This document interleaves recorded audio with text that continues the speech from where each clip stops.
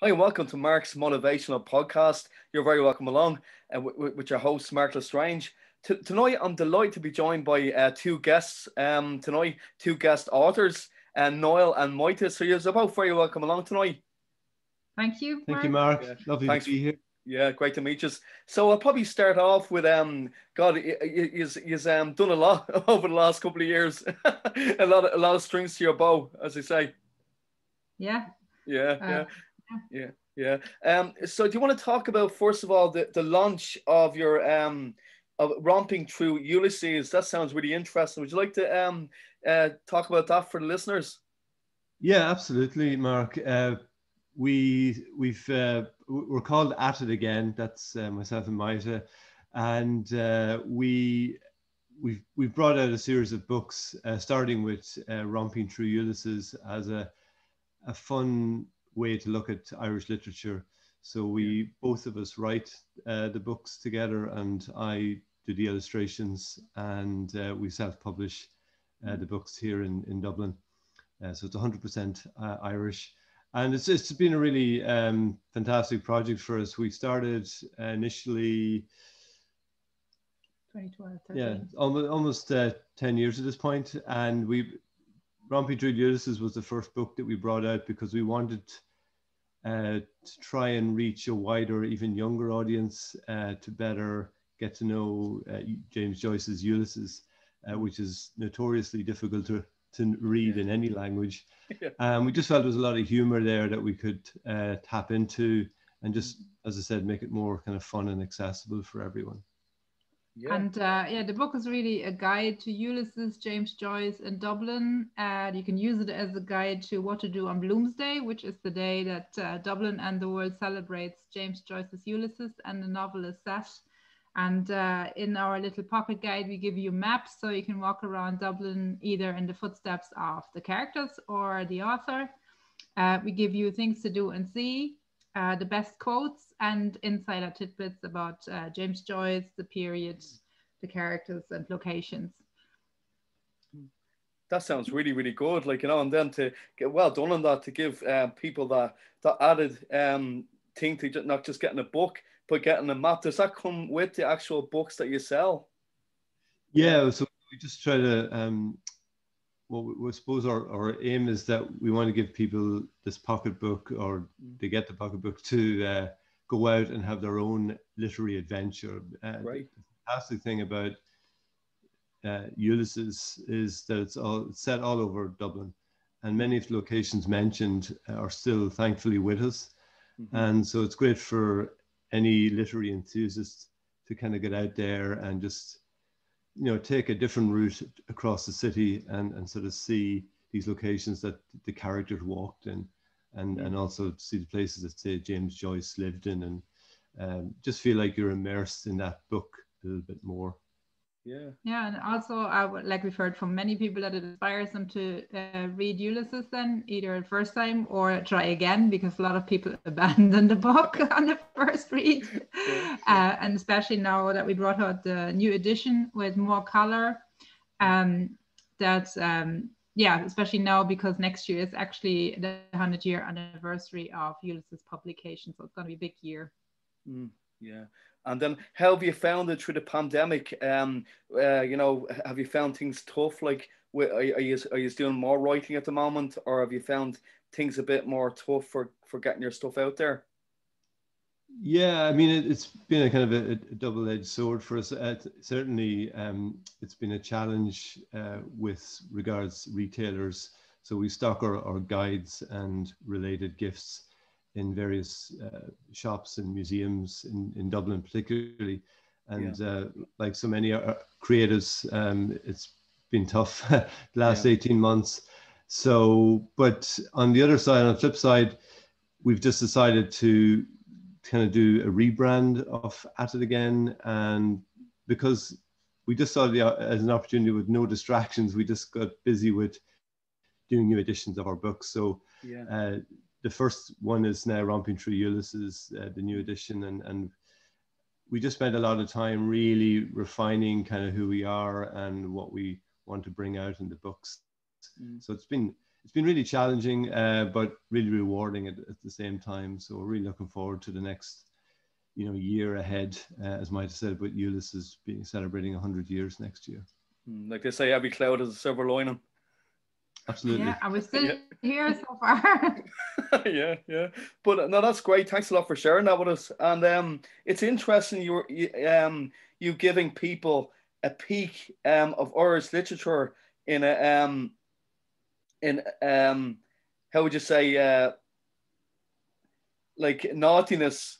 Naughtiness. That sounds really, really good. Do you want to talk about that? Yeah. I should pick up on that. Well, the fun is one of the things that's important to us, that we have fun and that our readers have fun. And especially we always say that our books make people chuckle. So when we do markets, for example, or even like I've come across people who accidentally bought one of our guides while I was there in the shop. And you can see when they open it and look through the illustrations that they start smiling or chuckling to themselves. So that's exactly what we want to achieve. And the naughtiness the naughtiness comes really from Ulysses, because Ulysses was banned for obscenity in the US, for example. So there's a lot of naughtiness in Ulysses. But also in most of the other books, like for example, Gulliver's Travels. People always think of the the children's version, but it's actually a book for adults and has lots of naughtiness in it as well. So the books are kind of geared towards a slightly more mature audience, let's say.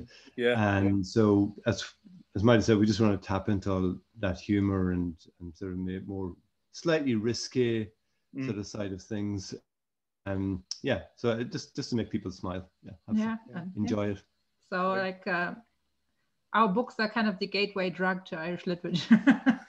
Great. Yeah, that's brilliant. A great idea. And when did it all start for you guys? I see you fell in love in the millennium year, a party in Germany. Do you want to talk about that, where it started for you, the idea? I originally in an earlier life, I was an animator. I worked in the animation industry for about 15 years.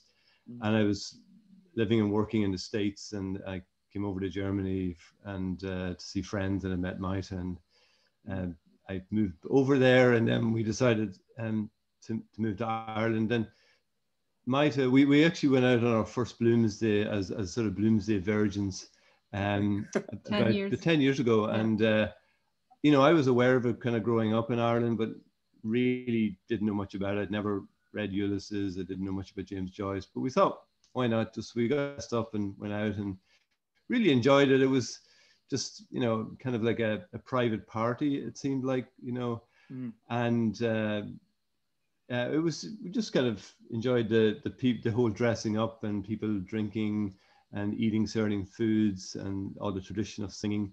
And we just thought, God, it'd be great to get more people involved in this, like having a bigger celebration, and as I said earlier, like just getting even younger people into it. So that was the basis of the books, really, Mark, just to feel like, as Mike said, like a gateway into that world of Joyce. Yeah, and to make it also, the other idea was behind it a bit, was bring kind of Rocky Horror to it, as in make it interactive so people can really take part. And that's why we give you what to do and see, and best quotes that you can, work into your conversation, especially on Bloomsday. And it was just that I come from the Rhine area in Germany, and we have Carnival. So I was kind of expecting more when I did my first Bloomsday here. I thought like everybody would be dressed up and there would be, things going on the street, or even a parade or something. And for me, the first one was, in that respect, was nice, but it was also disappointing. So that was kind of the motivation behind. I was like, this is so cool. Like, we don't have that in Germany. We don't have a literary holiday celebration. And also that you have all the locations are still here, or most of them. Whereas in Germany, a lot of places were obviously bombed. So it's not, self-evident that the locations from books that were written over 100 years ago are still here. So I just thought, this is so amazing, and why is nobody doing something with that? Now there's more, but when we started, there wasn't very much going on in that respect. You know, well done for like, because even as me living in Dublin, like I wouldn't have been aware really. So that, thank you for that, even making educating me, like, you know. Well, we always joke that every Dubliner has the Bible and Ulysses on their shelves and has never read either. I know, yeah. And apparently we just learned that is also true for Miguel Cervantes' Don Quixote in Spain. Everybody has a copy, nobody's read it. Yeah, yeah, but no, it's great the way the two of you like really gel, like with you know, with the illustration side of things, and me too, which is you're the more the writing side of things, isn't it? Yeah. Yeah, that's great. And how many books have you put out there? How many? So we currently have 5 titles. So we, after Ulysses, we went to Bram Stoker and Dracula. I see that. Yeah, very good. Yeah, which I mean, I love anything Gothic, so it was an easy choice for me. And I think we were kind of surprised how many people didn't realize that the author of Dracula, one of the most successful or influential books in 20th century culture, was written by a Dublin man. Mm-hmm.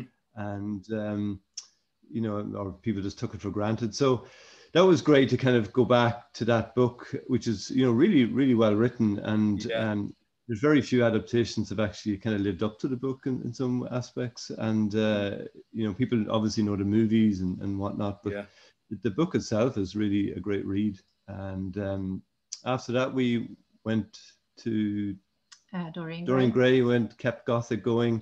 And I think it is a fantastic story by Oscar Wilde, and still very relevant to today, just holding a mirror to society, and sort of all its sort of pros and cons. But no, it's a great book. And after that, we went to back to Joyce for Dubliners, a favorite for many people, especially the Dead story. The last story in the book, and our last book was Gulliver's Travels. Oh yeah, and how did what kind of did you kind of do your own version of Gulliver's Travels? Was it? Yeah, so we went to the original, not the children's version. And again, we do give a breakdown of the story, so the words are our own, but we use quotes from the book as well. So very good, because we try obviously to make things also more contemporary. So we also even sometimes kind of pop culture references and things like that to make it more accessible. Yeah, I mean, because again, a lot of people probably haven't read the original Gulliver's Travels. Exactly, children's books, or maybe some of the movies, because the children's books and the movies usually just focus on the first 2 chapters with the giants and you know, the little people, the Lilliputians, and then that's it. There's a whole lot more to the book, and it's as dense as Ulysses, really, because it's again loads of it's a satire, but it deals with religion, politics, society at the time, and all that. And just Jonathan Swift is also a very interesting man as well. Yeah. No, that's great. Like, well done to you. It sounds like you're doing a lot. That's really, really good. So like, can I just ask you, like, you say you've self-published a lot of your stuff. Is that correct? Have you ever went to a kind of a you know, to get them published by a publisher? Have you ever went down that road, or? No, we had an informal chat with one of the O'Briens, and they were saying, well, you do such a good job yourself, why would we? Yeah, well, that's great. Keep doing what you're doing. Yeah, that's great. And that's the same advice we get from other kind of literary agents as well. Just do it yourself. So, And where can people get your books? I know, are they in stores? Are they on Amazon as well? They're on Amazon for the UK, Ireland, Germany, Spain, and France. Yeah, and Italy. Sorry. And then you can get them on our website, atitagain.ie. Yeah. You can also get them Gifted from Ireland, if you know that platform. It's run by the RDS, basically, Showcase. Okay. And on Etsy. And in store, the Gem Art Factory shops have them here in Dublin, Books Upstairs, Marsh's Library, the Ulane Gallery, and Swinney's Chemist, of course, who's one of the locations from Ulysses. And a great place to go. Well, you can certainly visit at any time, but they do readings each week from all of Joyce's works, and it's a great opportunity for anybody to just get an introduction to reading a bit of Ulysses, because I think it's best read aloud. I think even Joyce said that himself. Yeah. Yeah, but it's that we always recommend people, if they have never tried Ulysses, to either listen to an audiobook or join a reading group, because it's way easier to understand it when you hear it read out loud, because Joyce kind of threw punctuation out of the window, so it's easier to see, and it's stream of consciousness, so it's a lot of people's thoughts and how they go from one thing to the other, and it's just easier to understand where one thought and the next one starts again. So that's great. Yeah, that's right. And have you done them on audiobook as well? Have you put your stuff on audiobooks, or no, but have you ever over thought the of doing that? pandemic, no, we haven't, but over the pandemic we have done some kind of fun readings of Ulysses and Dracula, so they can be found on our YouTube channel and on our blog page, the Facebook page as well, of At It Again. Well, what you can do for me is just, I have your information there, but if you want to send me whatever you want to send, I can put on the show notes as well for people to contact you and to buy the books as well, to help you guys as well, you know. Thank you, Mark. I appreciate that, Mark. Thank you. Yeah, no, great. And I know there was a lot you sent me, like, and I have to apologize, I didn't get to read it all, but is there anything I haven't asked you that you'd like to share with the listeners regarding your work? Sorry, I don't want to put you on the spot. I just can't think of anything. No, I can't think of anything else. Well, the only thing is that we don't only do books from Niall's illustration and with the quotes, we also do literary gifts. So we have tote bags, greeting cards, notebooks, and print. Good. So either with like scenes from the various books with a quote, or the author, various authors' heads, portraits, in our fun kind of colorful style. And with the authors, we have also gone beyond the authors of the books that we've published. We have, for example, a Irish women's writers collection of greeting cards and prints. So there's Edna O'Brien, Maeve Binchy, Dorothy McArdle, and others there as well. Yeah, it's just really important to us that we're celebrating all the writers, as many as we can, especially ones that have maybe been partially forgotten, or just not as celebrated as they were or should have been, maybe. So particularly a lot of the women writers. It's amazing, just again, for such a small island, how many amazing writers we have and still continue to produce. It's phenomenal, really. It's very motivational, really, as well, for young writers and anybody that's starting out to listen to you guys, and to kind of, you know, what kind of advice would you give to people starting out and as a writer, or who's interested in dabbling in this line of work? Well, don't expect to get rich right away. No. That's true, yeah. I would just say that just do it like the way we did. We really were novices coming into this. I suppose I hadn't really done a lot of illustration at that point, but having done animation, for me it was the same thing. It was just telling stories instead of moving images. It was still images, so that was great, just as an opportunity to try and tell a story with illustrations. And the writing was just exciting.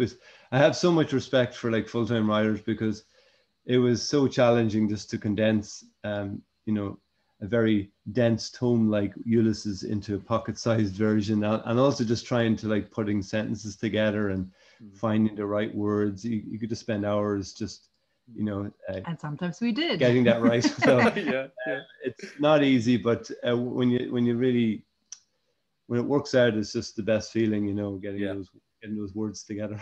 And just keep at it, like. Never give up. Never give up. I mean, we kind of only feel now that we're hitting our stride, really, after so many years doing this. So never give up. And also, the longer you you do it, hopefully, the better you get at it. And then the other thing I would say, start building a network, because like we couldn't have done it without all the people along the way that have helped us or took a chance on us.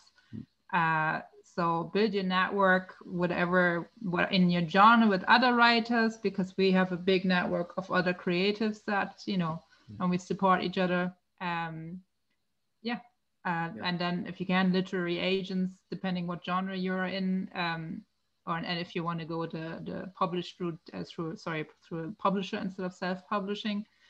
Yeah, that's great. There's such a great network of support out there, as Maita said. Like, Ireland is just very good at that, and Dublin, it's big, but it's also small, and everyone kind of knows each other, and you can get your name met, around very quickly, and everyone's there to help you. Exactly. Coming from a big country, you have to be, you should be so grateful for the amazing communities you have here, and also all the government support that you can get here, and which partly is free as well. If it's mentoring, training, or courses, So, coming from Germany, where that is not always the case. And I would say, it's amazing. It's a good place to start any business, actually, Ireland, because also the Irish people are so lovely and forgiving as well. So it's a good place to make mistakes. And the writers groups are really, really good as well. Have you been involved in any writers group? I know the Facebook page is great for contacts and getting help out people. But I personally started a writers group, was really, really good. Have you been involved in anything like that yourselves? Not ourselves. We had 2 other people involved in the business, and one of them was in a creative writing group.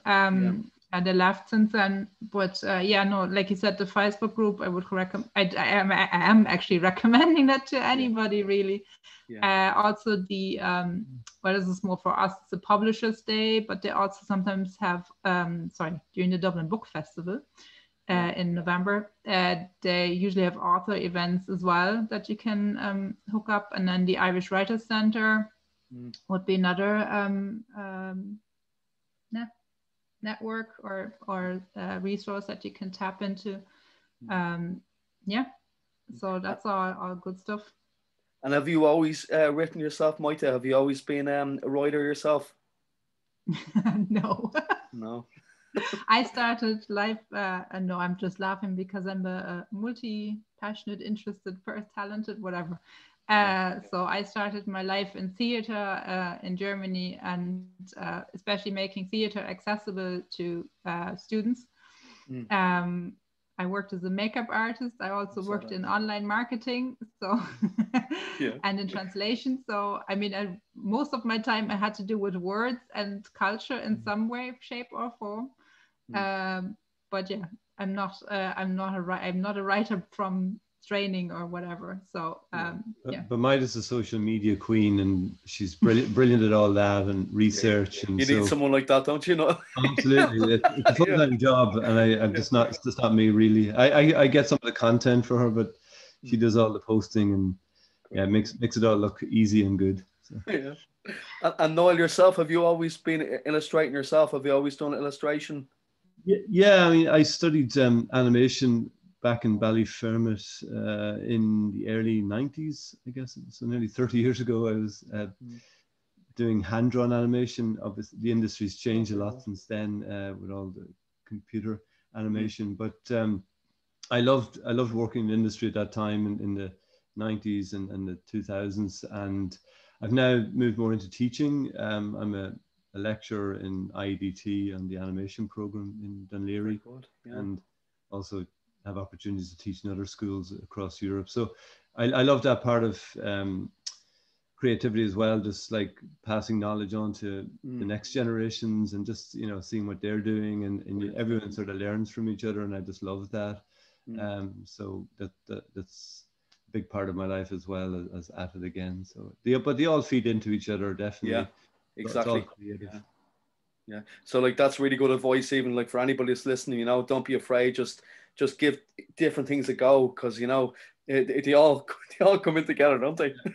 Absolutely. And you just never know, like there's opportunities to just present themselves at the most unexpected times. It's something I Yeah. just learned in life, Yeah. wherever you go. So just keep an open mind, never give up, and just follow your passions and dreams, really.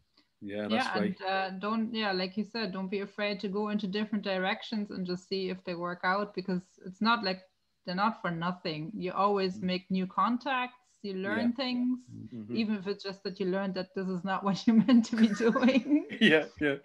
Exactly, yeah. And it all feeds into, like, I still have, like, in At It Again, some of the contacts are from my makeup time, because it's all kind of involved in I did vintage makeup, so I was involved with vintage events here, and that kind of feeds, again, there's a lot of overlap with the Ulysses Bloomsday performers, for example. So, you never know what kind of, keep the networks going. Don't try not to burn any bridges unless necessary, because you always meet people twice in life. Do you say that? True. And you never know, like Niall said, what opportunities they might bring to you later. Exactly, yeah. No, I really appreciate you both being on tonight. It's been great talking to you. Could I just maybe ask you a couple of your favorites before you go? Like, do you have a favorite book? I know James Joyce and all that kind of stuff, and Ulysses, but do you have any favorite books or authors that the two of you have liked to read, or yourselves? Well, there's actually, just looking up here, many bookshelves. One particular author that I just love him for his, he writes fiction. He's called Jasper Fforde. Okay. And he does a brilliant series of books. It's very hard to describe. It would be in the vein of Douglas Adams, somewhat. Sorry, sort of satirical, very humorous, kind of adventure stories, brings in lots of literature. Just highly recommended. I think he's under the radar still a lot. And I personally love him a lot. But yeah, I'm a huge fan of, might have mentioned it earlier, Cervantes's Don Quixote. One of my favorite books of all time. And in general, I mean, we love murder mysteries. Great. And like the classics, including Edgar Wallace, who's not that popular here, but thanks to a series of movies in Germany, he's very popular in Germany. But we have a very wide-ranging tastes in books. So very eclectic. Which, to be honest, is we try to feed a lot of that into our books as well. So I think we see our influences not deliberately in our books, but it's just sort of through osmosis to kind of get in there. Or now I would actually like read or look at a lot of children's books because of the illustrations, obviously. So kind of collect them as well. So like you said, it's very eclectic. I would read a lot of personal development books because I'm also a life, business, and relocation coach. Do you have any favorites of that, Mita? Any favorite of? Well, for any people who are like me and don't have one specific interest in their life or can't choose, there's any book by Barbara Sher, really. Especially the one that started me off on my whole journey. I think in English it's called I Could Do Anything I Want If I Only Knew What. Very good. So that's really a good title. Let's check that one out. That's why I grabbed it the first time I saw it. She unfortunately recently passed away, but that is a definite classic for anybody who doesn't really know what they want to do with their lives to work through. So I would work a lot with people who don't know what they want to do or kind of stuck. She would be a classic for that. Or Martha Beck, Discover Your North Star. And there's another one she's written since then. So those would probably be my two favorites in that respect. There's a great one called Mindset. Have you ever came across that, by Carol Dweck? She's actually a teacher herself. It's called Mindset. Like it's, it talks about the two different, the fixed mindset and the growth mindset. It's a really good one. Like, I'd recommend you guys and anybody that's listening to get their hands on. It's really, really good. You just remind me of it because that's why I love asking people about different books, because you get a lot of great hints to what to read, don't you? Absolutely. Yeah. There's so much out there. It's you just can't keep up with it. It's like, I know. The amount of books are just published weekly. Yeah, or like if you are in the Ulysses mindset, the new book by Nuala O'Connor, Nora, is also amazing. I love it. It's easy to read because it's like in diary entries written by fictitiously written by Nora Barnacle, James Joyce's muse and partner and later wife. And I love it because just the language is so beautiful, and she uses, because Nora Barnacle was from Galway, she uses a lot of Galwegian dialect, so it's really beautiful and fun to read, and easy to read as well. So yeah, I would recommend that. Right, yeah. And do you like, what music do you like? Do you like any what music do you like to listen to? Or that's for you, Noel. What's your favorite bands? Or yeah, the music and film buff and well, I love, because I love movies or films, I love listening to soundtracks a lot, actually, if I'm working, because it's just music. So if I hear the lyrics, it can be a bit more distracting. Depends what I'm working on. If it's I can work with music, or sometimes I can't. But I've off the top of my head, because I just look at my albums over there, Gorillaz I'm a huge fan of, for example. Oh, great, yeah. Blur, just thinking of Damon Albarn from Gorillaz. Great. Yeah, because I grew up like kind of 80s, 90s, so that kind of Brit music scene kind of at the time. It's hugely influential on me. But pretty much most music I could listen to, really. So you were like the Blur, not Oasis man, like like myself. Oh my God. I like those. No, I probably probably more of a Blur man. But I loved what the Oasis brothers were doing, or the Gallagher brothers. Amazing artists, all of them. Yeah, it's been kind of tough the last year and a half. Not any concerts, like, not barely got any live music and all that. It's been really tough for the music industry as a whole, isn't it? Absolutely. The last gig we went to see just before like lockdown was one of my favorite bands at that time, or off that time, Supergrass. Oh, very good. Yeah, great band. It was a brilliant show. But we have concert tickets, but they keep being put back to like next year. We'll eventually get to see people again, but it's tough. But I think we hopefully will all have something to look forward to. I think we have. It's gone that direction, thankfully. Like even in Scotland, like they had some live music there. We heard there last week, so things are moving that way, I think. We're going to get out of this soon. Actually, the band that has been postponed is one of my favorites, and I think Niles as well now. It's one of the oldest German hip-hop bands called the Fantastic Four, or in German, die Fantastischen Vier, or Fanta Vier. Okay. And it's it was their 30th anniversary. Okay, yeah. When the concert was supposed to happen, and now it's been postponed the second year, so it's next year now. So I would be more of I would be like world music, and R&B hip-hop would probably be my, and kind of Latin, because I'm half Spanish. So Spanish and Latin American music would be my kind of music.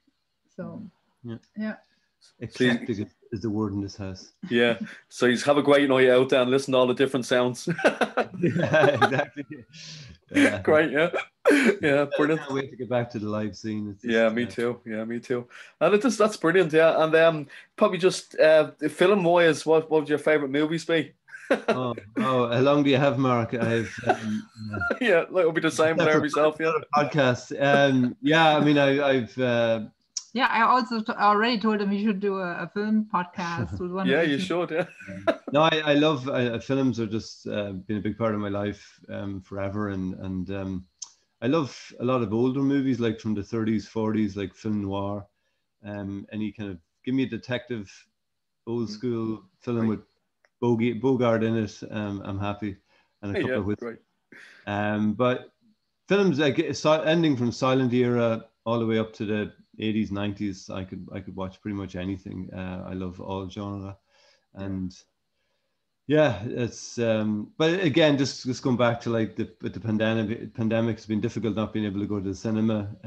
Also during that time, because I still feel it's the best place to watch a film with an audience, and you know, I can't wait to kind of get back there as well soon. Wolfwalkers.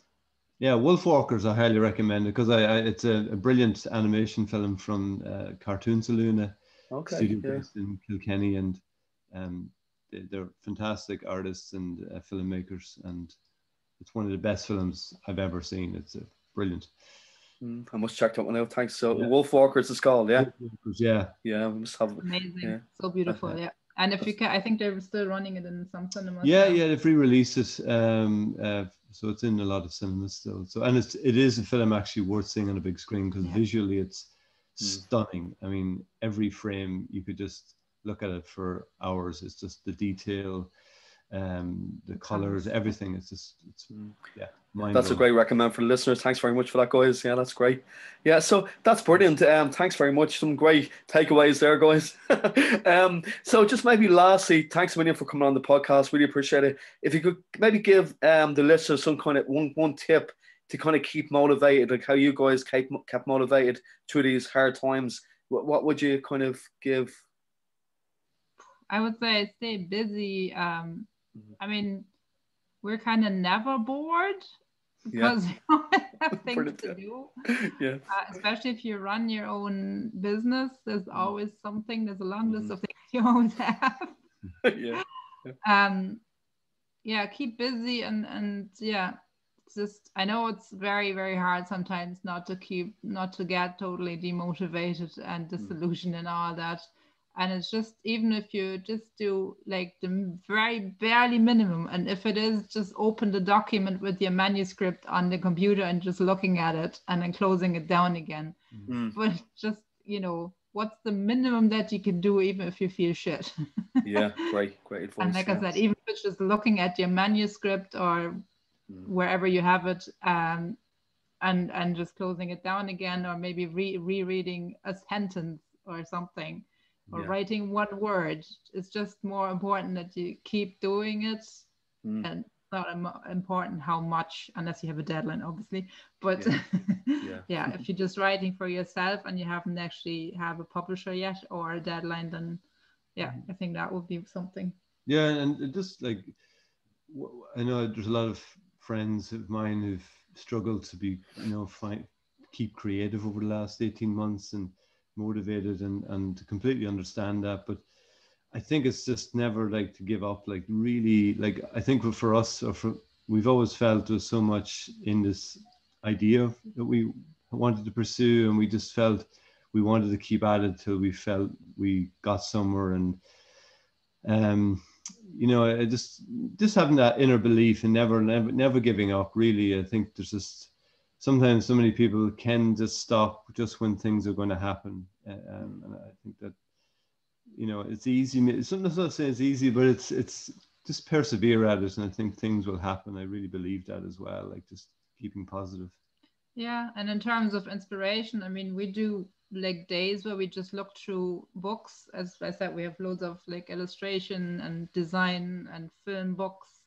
And like things like that, watch a movie that has something to do with whatever you're writing, or just go out and sit in a cafe and watch people for, all this is kind of, creativity doesn't happen when you try and strain for it. It happens when you're not paying attention, basically. So your subconscious can kind of get on with things and mull over, and then you'll have an idea. So if you're stuck, I would just go and do something else, or have a bubble bath or something. So I think, That's great, guys. Thanks very much, Niall and Mita. I really appreciate you coming on, and I hope you enjoyed the podcast as well. And I wish you all the best in your future endeavors as well.